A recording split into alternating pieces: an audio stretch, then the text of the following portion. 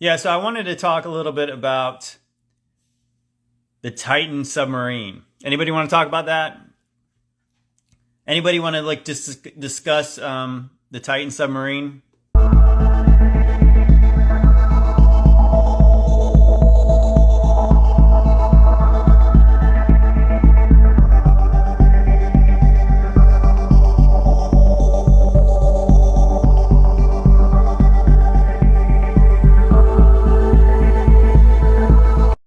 Because I had some thoughts about that. Of course, I made a video yesterday just saying I found the whole thing a little suspicious, but so I didn't actually float any conspiracy theories in that video, even though I got called a conspiracy theorist once again. And if the shoe fits, I'll wear it. I'm just saying I don't really find the story, and from the very beginning, I didn't find it very credible. It just didn't make sense to me. Here's what I didn't understand. Because knowing that, okay, so the 111 years is, we'll get to that. But what I found interesting about the story was that how did they lose a submarine? Okay, so it was like immediately they knew that it was lost, right? Which I find that suspicious. It's so immediately. Okay, so how far could it have gotten in an hour and 45 minutes? I mean, imagine a lot of that time was spent going down. So they had a boat that obviously, I would assume, traveled over to where the wreck of the Titanic was, and then they let this submarine down. And then, okay, so then it's lost. Okay, well, they might have lost communication with the thing, but how could they physically have lost the thing? And especially, right away they said, oh, we'll only have 96 hours to find them. I'm thinking, isn't 96 hours a good amount of time? I mean, they were only off the boat, an hour and 45 minutes. So how far could they have went? All right, so that right there was the big red flag in my mind of wait a minute, that doesn't really make a lot of sense. How could they lose it? Now you see a lot of stuff being read back into the story in retrospect of now that they said it was a catastrophic implosion. Okay, so now they're saying the U.S. Navy, I guess through some kind of sound technology, they heard a loud noise an hour and 45 minutes into the voyage. Really? Okay, so now they're saying even though they were sending out search parties for this thing, which obviously seems very, very dangerous, now they're kind of acting and even I saw James Cameron on CNN saying, "Oh yeah, I knew that it imploded." Oh really? So do you remember a few days ago when they were saying that they were actually hearing people knocking at 30-minute intervals, which they say, hey, they gave people a bunch of false hope that, hey, we can hear them down there. So they were 2.5 miles down under the ocean and they were hearing knocking. Really? Again, does that make does that sound plausible to you? What do you mean they were hearing knocking? Did they have a microphone down there? The ocean is big. I mean, obviously it's 2.5 miles deep right there. Okay? And the ocean's pretty wide as well. It's the Atlantic Ocean. They heard it over all the waves and everything. What about the fish and the whales and stuff? They're not the only ones down there. So anyways, I guess that's obviously in my mind, I'm this doesn't make a lot of sense. It was playing out in the news, the news often does, where they latch onto one story. It was played like a drama. I mean, I got to be honest. It's I'm not saying, first of all, obviously, I'm not trying to make light of the situation. If people lost their lives in this thing, I feel bad for the families. Prayers go out to them. But when it comes down to it, it's first of all, people die every day. This is not wishing ill on the families or anybody else associated with this thing. It's more I don't believe the news. And you know what? For better, for worse, when I hear stories now, why would I believe them at this point? So so of course, the way I see the news presented, when they all latch onto one story and they all got the exact same take, that's when I start to say, well, what do they, what's really going on? And if you don't do that at this point, I don't even know, I don't know what to tell you. Like I said, if you want to believe what the news media tells you, hook, line, and sinker, that's your choice. But at this point, I'm wide awake. So Is it possible that it happened exactly like they presented it? Yes. Is it likely? No, I don't think it is likely. Because like I said, now they've got this, they're presenting it in, so they had 96 hours to find this thing, right? Well, they don't find any debris until it's been 96 hours, right? So right as the time, the ticking clock of 96 hours runs out, then they start finding debris. Okay, well, here's my question. Okay, so this sub, I just pulled up the dimensions on this sub. Okay, so you're hearing two words put together that you probably never heard in your whole life, but you're going to hear it a million times like this over the weekend. Catastrophic implosion. Okay, you got that? Catastrophic implosion. So the submarine imploded to the extent where there was nothing hardly left, just tiny little bits of it. Well, this submarine was 22 feet long, right? 22 feet long, and it weighed 23,000 pounds. Okay, so this was not, this might be little compared to like most submarines, but it was not little in the fact that it was still giant. Okay, so what parts did they find on the floor? Did they bring any of these things up? I saved a couple of these articles because I wanted to read some of the details, which I just found, I don't know, let's just say I'm skeptical. That's all I'm really saying. I'm not saying it didn't play it like this. I'm saying, did it really? Did this really play out like this? Okay. So first off, like I said, now that you know that, well, first I should state this. Okay, so this thing went down, and I don't know how far down it can go in an hour and 45 minutes. That seems like a long time. Yeah, the PS2 controller, obviously that, just starting off, you have these super mega rich guys going down in this thing, and when they're showing the PlayStation 2 controller, really they're still getting on board. Yeah, that seems a little bit like, really, would you do that? I wouldn't pay money to go on that thing. Obviously, they'd have to pay me quite a bit of money. Well, at this point, I don't know if there'd be enough money. I'm not going down in that thing, but. Anyways, I guess it's on the bottom of the ocean now, supposedly. Okay, so here's a couple articles I wanted to talk about. Okay, let's see. So if we're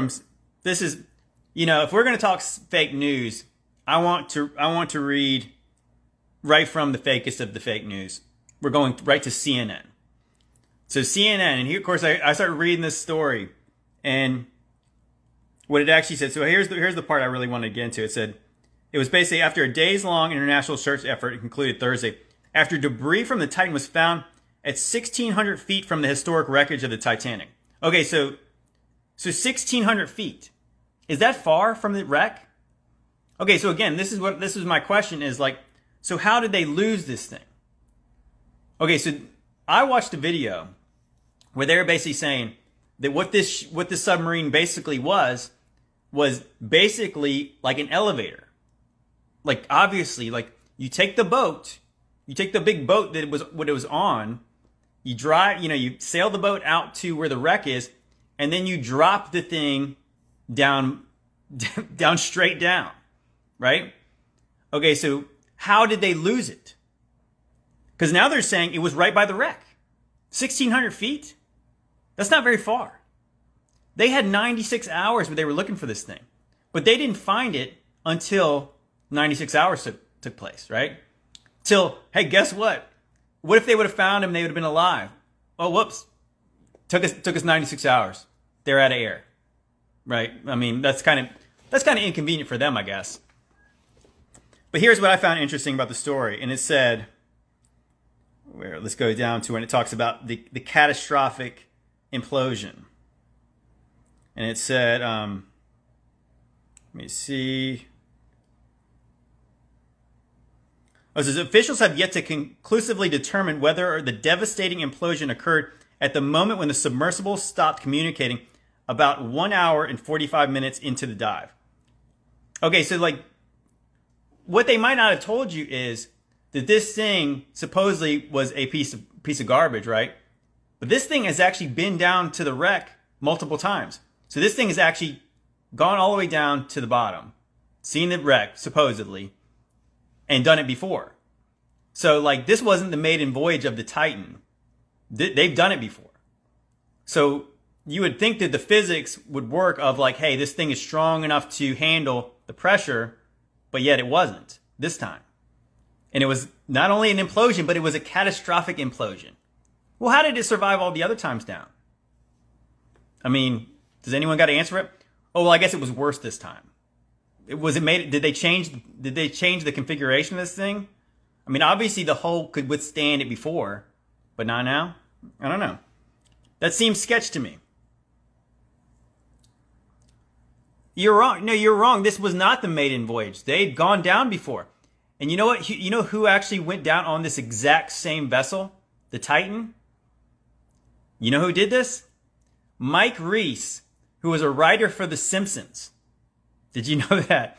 So, if you guys saw my video yesterday, so the Titan, obviously, we got some predictive programming in The Simpsons. Once again, you know, it's about Homer having a long-lost father who's a billionaire who ends up taking him down treasure hunting in a submarine.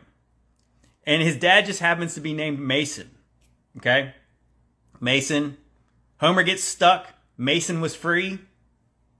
Just saying.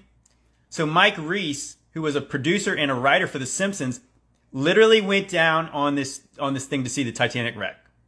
Believe that. Oh wait, so you just said this was the maiden voyage, yet now you just said the Simpsons writer was down on it. Are you just you're contradicting yourself? So obviously, yes, this same vessel, the Titan, had gone down to the Titanic wreck before. Facts. It already had done this. So before it could withstand the pressure, now there was a catastrophic implosion, right? And so this was the part that really got me here. And it says, it said, a Navy review of acoustics data detected an anomaly consistent with an implosion or explosion on Sunday. In the general area of the Titan was diving when it went silent. A senior Navy official told CNN. Okay, wait a minute. Like what kind of, like seriously, what kind of acoustic data is our Navy getting around the Atlantic Ocean all the time? Seriously, they have do they have microphones down at the bottom of the ocean everywhere? Like, what are they talking about? I mean, do you guys believe this? So they couldn't tell that this thing blew up, but they said, but they heard a loud noise, right? Okay, seriously. Does anyone else believe that? I mean, I guess a lot of people do. I mean, I find that a little bit suspicious. It's like, so they said that they heard this implosion noise, and then yet they still send out search parties. They still said later that they heard beating noises, like consistent with people like banging on the hull of it in intervals of 30 minutes. You guys remember that? Because I do. Okay, we'll read further on. And it says, the sound was determined as not definitive. The decision was made to continue the mission as the search and rescue to make every effort to save the lives aboard. And then it said, once the search began, crews had sonar buoys in water nearly continuously and did not detect any catastrophic events. Okay. I mean, the ocean is pretty big. Like how far could they hear? Right? Doesn't that seem weird? Okay, so this is the part that really gets me. This is the part that really gets me. It says that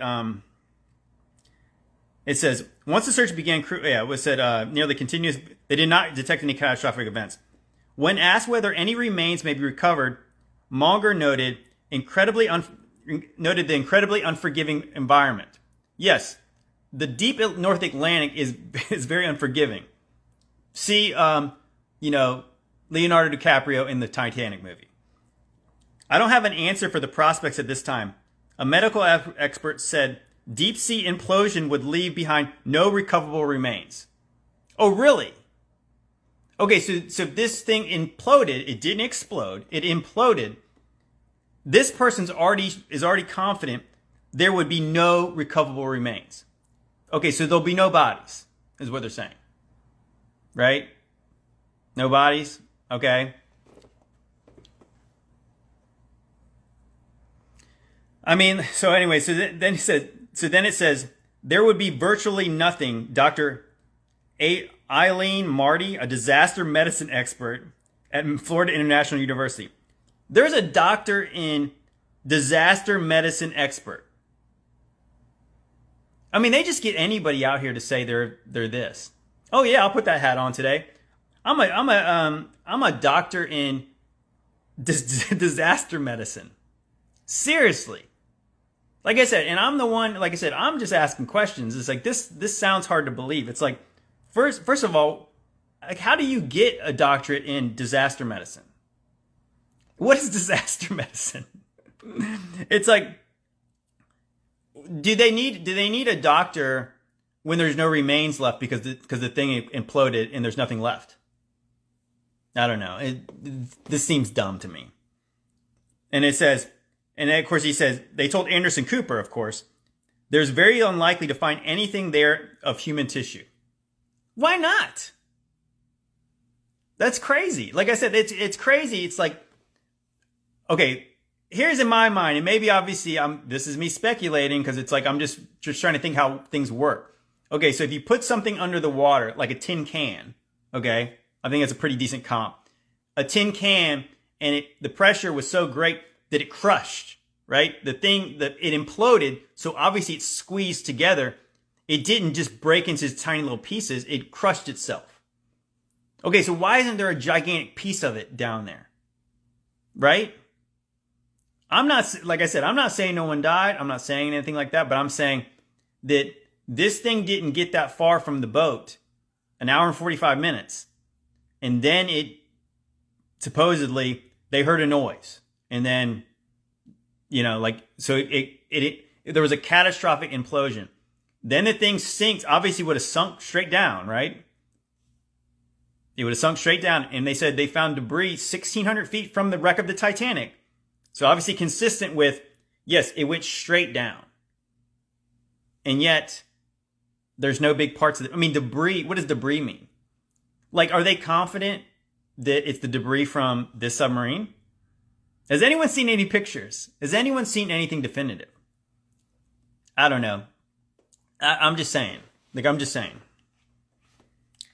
And let's just say, well, I had one other article that I wanted to go over. Let me see. This one was... Let me see the other one that I had. Oh, yeah. So I wanted to talk more about that. Of course, I jumped the gun a little bit. But yeah, so Mike Reiss, who worked on The Simpsons for over 30 years, went on a tour of the Titanic's wreckage in 2022. He has revealed the submarine lost communication several times. Okay, so this guy, so Mike Reiss, so The Simpsons had a very similar episode. And people say, oh, it's not predictive programming. But like literally, there was two billionaires and their sons on this submarine. And so in the Simpsons episode, turns out Homer Simpson has a billionaire dad, and he took him on this submarine ride, and he ran out of oxygen down at the bottom of the sea. I mean, that seems pretty... Okay, we're gonna get to the wreck of the Titan as well. But yes, so there's that. And then, yeah, so in my video, I mentioned 111 years. So if you're familiar with numerology and anything like that, 111 years, I think, to me, is significant. Okay, so because you have 111 is some kind of a number that's equivalent with like new beginnings. Okay, so if you guys know the conspiracy about the original Titanic, that apparently there was really rich guys on board who were against the idea of the Federal Reserve. And so JP Morgan actually owned the original Titanic, and he decided at the last minute to not get on board. Okay? And then so some of these guys who opposed the Federal Reserve, they just so happened to sink on this boat and die. And then there's other conspiracies that this wasn't actually the Titanic that sank, it was actually the Olympic. There was twin boats. And the Olympic had already been wrecked before. The hull had already been wrecked, right? So this super experienced captain who was driving the Titanic drove right into an iceberg and they died, okay? But a lot of people believe it was the Olympic that's down on the bottom of the ocean. The one that JP Morgan did not get on. And then obviously history indicates that, by the way, the Federal Reserve ended up passing like 2 years later. Yep. And then so what's really interesting as far as the conspiracy predictive program. They had predictive programming back in those days too. So in 1898, there was a book that came out, and it was called The Wreck of the Titan. Okay, so there was a book about a ship. Yeah, you got this. It was a ship that hit a iceberg, but not head on. Hit it on the side of the hull, because it could have it could have sustained a hit dead on to an iceberg, but it got hit in the hull, and then the thing sank. And of course, in the book, there was not enough lifeboats. How about that? And so what was really interesting is the guy who wrote the book died. He was poisoned to death a couple years after the Fed was passed. How about that? This guy was poisoned to death. Did you guys know that? So once again, so obviously Titanic. The book was called The Wreck of the Titan. The Titan is the submarine that catastrophically imploded the other day. How about that? I don't know, guys. I mean, I'm just saying. That seems strange to me. I mean, there's a lot of... I, for one, I do not believe in coincidences. This has got way too many. But that's me. That's me. What do you guys think? What do you guys think about that? 'Cause to me, it's like, that is very suspicious, I think. So, overall, it's just like, the real question is, like, why would they do it? And the best answer would be, like, because obviously they're trying to distract us for something else. Now the real question, the other question could be, like, so why would anyone fake this? Well, it's like, now this is conspiracy theoryville, where it's like, okay, so these guys, so I think the one guy was a billionaire, right? And I did not look this up, and I need to find this out. I should have looked this up before I came on here. But so there was one billionaire, a British guy, and his son. But there was also a super rich Pakistani guy and his son. Now, I heard this, and I've not looked this up yet. The Pakistani guy was supposedly on the World Economic Forum. I don't know that. WEF, if you guys are in the chat right now, maybe you guys can take a look at that. The guy who was the Pakistani guy was supposedly on the World Economic Forum. Okay, and this guy was worth like $124 million or something like that. So there was a billionaire and his son, and then there was this guy who was worth $124 million in his son. Okay, so what if these guys wanted to disappear? Isn't that kind of a great way to potentially, like, hey, oh no, they're dead, don't worry about them. I wonder if they owed anybody money. Because it's like, these guys obviously have the means to disappear if they wanted to. So that's a theory. Now, I'm not saying that's true, but hey, these guys would actually have the means to start over again. So I think that's possible, but so that's a possible theory.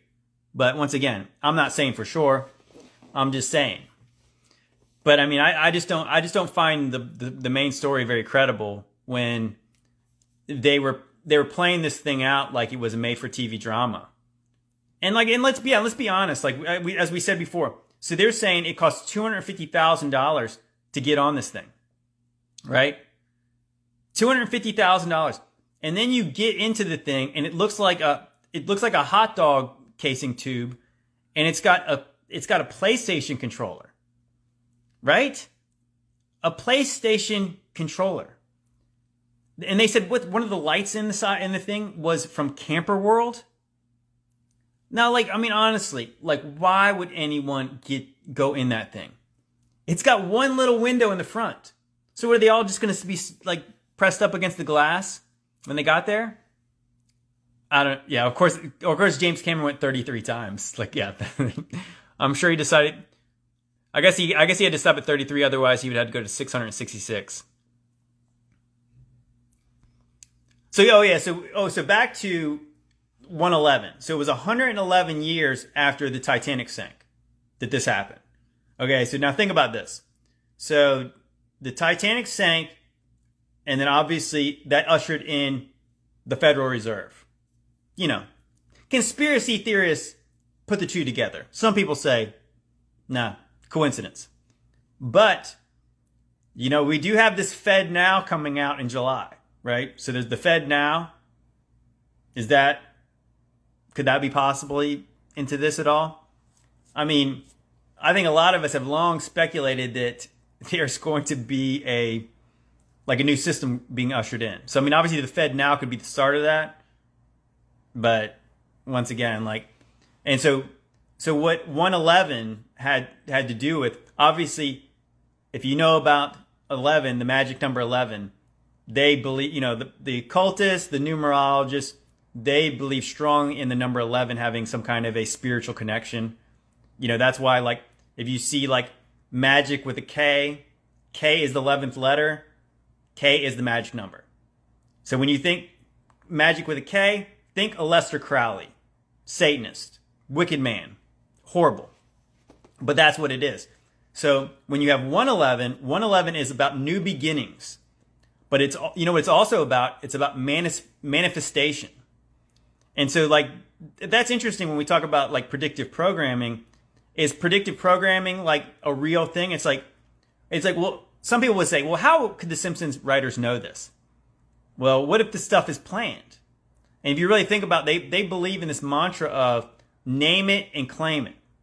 So it's so to me, this is very possibly about manifestation, where it's they say what they're going to go do and then they go fulfill that prophecy.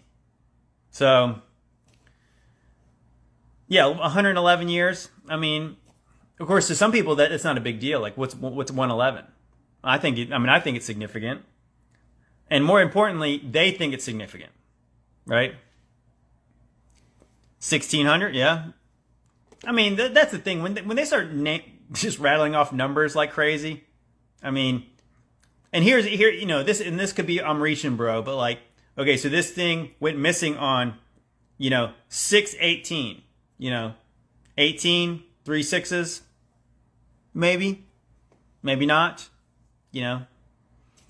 I don't know. Well, I mean, obviously, like I said, that's the interesting part about how these people fulfill prophecy. I do believe that our God is sovereign, and obviously he hardens people's hearts in order to fulfill prophecies. Now, obviously, these people kind of know these things, and like I said, they go fulfill their prophecies on purpose. But that could be part of God doing these things to obviously direct the plans toward, the return of Christ eventually. So, but I don't know. That's pretty much all I had. I don't know. I didn't get a lot of people, of course I had a few people pushing back against me when I made the video about, this is insensitive. Like I said, if these people really died, I mean, obviously pray for their families. Obviously this sucks, but at the same time, I'm not trying to wish ill on the families. I'm trying to say, I want the truth. I mean, that's kind of what always happens when you start talking about these issues, where it's I know probably a lot of people in here are probably of my mindset on September 11th, 2001, right? It's been taboo for such a long time to even question the narrative. And it's oh, well, you're disrespecting these people who died. No, I'm not.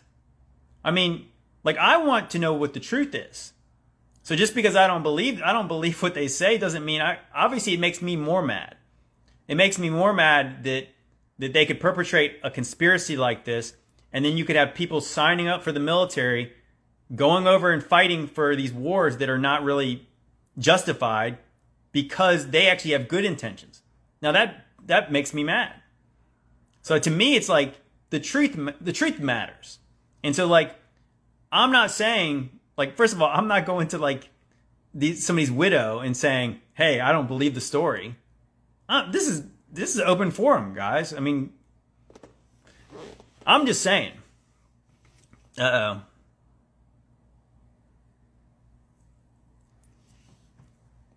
Yeah, I mean, it's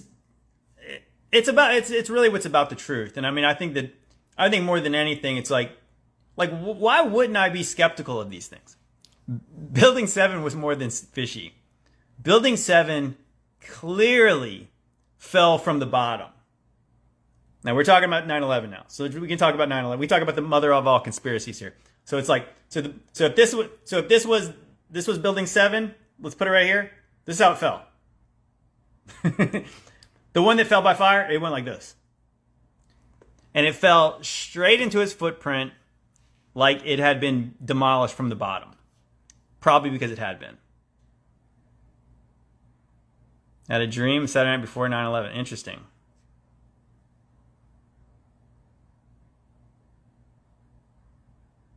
Yeah.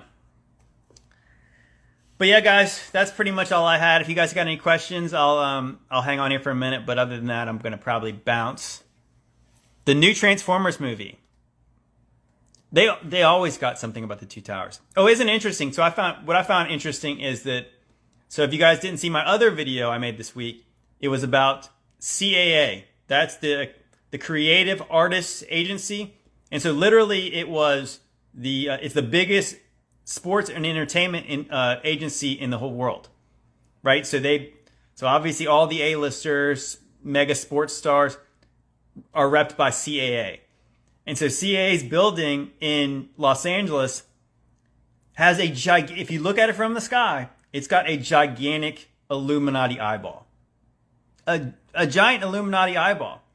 But what's interesting about that building as well is they've got two towers. What's going on, Teresa? How are you doing? Yeah, they got two towers there. And so I found this out in the comments section, once again, because you guys are great, that the designer of those two towers at CAA's building designed the two towers in New York City. How about that? The two towers, like I said, I think the towers are symbolic of like sacred pillars, like the Freemasonry sacred pillars. It's all there. It's like I said. I think that's why, like, when you really start to like understand some of the basics of what they believe, that's how you can never go back to sleep, is because you see it everywhere. It's like literally that their symbols are their language. So when you start to see the symbolic things that they do, they tell you what they're doing without saying a word. By the way they're showing their eyes, the way they're hiding their hands, the way they're doing this. I mean, that was another video I did this week. I showed a video of a compilation of all these people showing you the one eye. Do you think people just like to pose like that? Have you ever posed with just like covering one of your eyes like that? Doing like this over your eye? No, nobody does that. You know, holding like one flower over your eyeball? No, nobody does that. But that's interesting. In that movie, The Minority Report, it says, in the land of the blind, the one-eyed man is king. And I think the one-eyed man is symbolic of the devil, Satan. So that's why when you see the Illuminati eyeball, don't think Illuminati, think the devil, because that's really what it means. Because he is those people's God. Because, you know, if you serve the one true God, you don't have to hide it. You know, that's the whole point, is like that if you believe in what the Bible says about that the whole world is under the control of Satan. The God of this world is the devil. So if that's true, if what the Bible says is true, then you know what? They can't openly say it. You really think about it. Even they cannot go, like, that's why most of them don't even know. But obviously, if you serve the true God, you serve Jesus, obviously you proclaim it to everybody. You tell everybody. I think it's sort of interesting, and of course, once again, everything is pretty much symbolic. Is like, isn't it interesting that Jesus is the cornerstone? So Jesus is our foundation. You know, Jesus is the rock that we build our house upon. But obviously, the contrary to that is that they got an elevated capstone. Isn't it interesting how they got this pyramid of all these blocks that you can imagine all these people under this thing supporting this massive pyramid, and then their eyeball sits above it.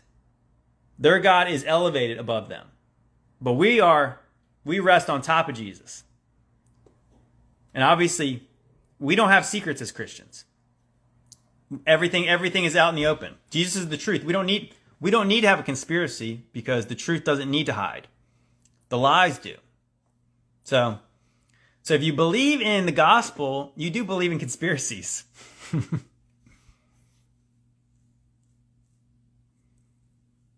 Yeah, I am seeing so many people. Obviously, there's a lot of people that are sharing things back and forth on these apps. And I think that that's the whole thing. It's like iron sharpening iron, and that we are actually being able to connect together and just spread the truth. And I do appreciate that. I always feel so thankful that God woke me up at such a time as this, because yeah, they can't contain the truth. No containing at this point. Wow. I've seen a couple different posts on Facebook of them, like, what do they say? Yeah, I saw something about, Jesus. Did somebody post about, like, Jesus died for you? And it was like, they called something like hate speech or something like that. Crazy stuff. Crazy stuff. The strong delusion seems to be kicking in for sure. But anyways, guys, I'm going to bounce off tonight. But maybe this weekend. Maybe I'll be back on. But anyways, guys, I don't know if I have anything else to promote. Check out my last couple videos if you want. Obviously, I did a new subscriber-only video about Astana, the capital of the New World Order. Check that out. Share my videos because this app shadow bans me. But anyways, guys, I appreciate you guys. I love you, and I will be talking to you soon. God bless.